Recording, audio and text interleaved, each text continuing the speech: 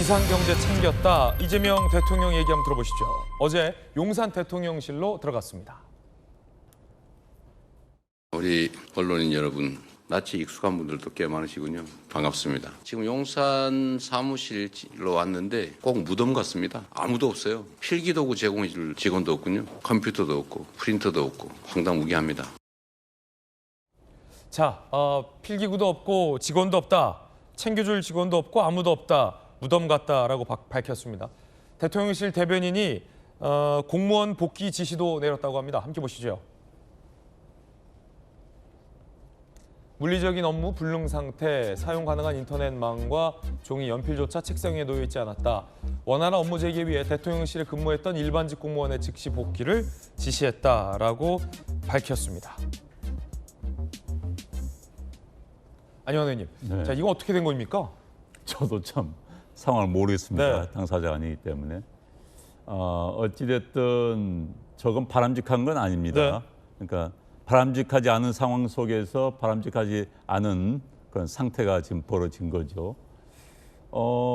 아마도 추측한데 지금 대통령실에 있던 모든 비서관들이 다 사퇴를 했습니다. 그다음에 공무원들 원대복귀 시켰습니다.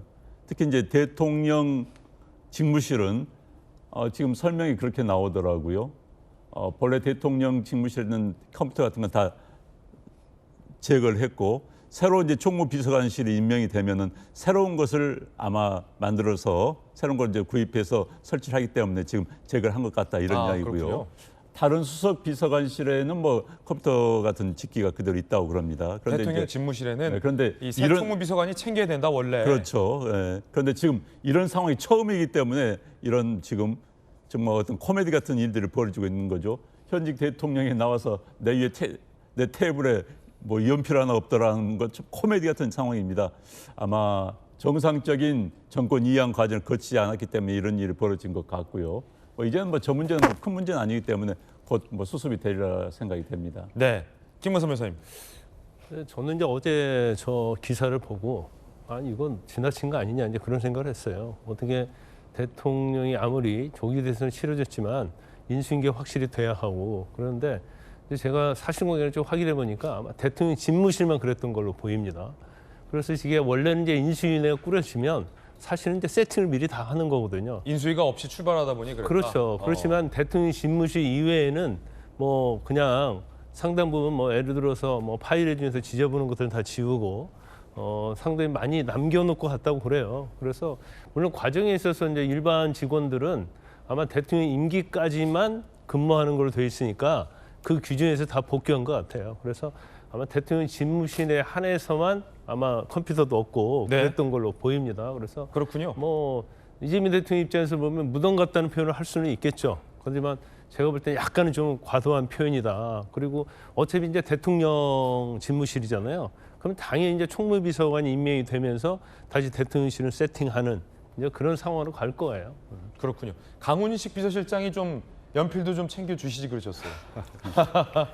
그 연필 필기구나 뭐 이런 게 하나도 없다 이런 상황이라고 얘기를 하신 거예요. 근데 아마 제가 보기에는 정진석 비서실장이 저런 거에 대해서 좀 책임을 좀 져야 됩니다. 왜냐하면 인수인계 과정에서 아무리 그 인수위가 없이 바로 들어오는 과정이기 때문에 여러 가지 어려움이 있고 혼란이 있을 텐데 그래도 몇몇 직원들에게 그 본인이 좀 책임 있게 정리를 하든 아니면 주요한 몇몇 직원들한테 지시를 해서 차질 없이 다음 대통령과 그 청와대 관계자들이 업무를 할 수 있다. 대통령실 관계자들이 업무를 할 수 있도록 인수인계를 잘 해주라고 지시해 주는 게 맞는 건데 네. 제가 지금 듣기에는 그런 거 없이 그냥 다 우린 떠난다 이런 식으로 나가면서 저런 현상이 업무 공백이 발생을 한 것 같습니다. 그렇군요. 예.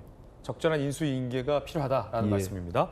자, 그런가 하면 어제 경찰과 대통령 경호처 두 곳에서 이 동시에 경호를 받던 중에 생긴 해프닝이었을까요?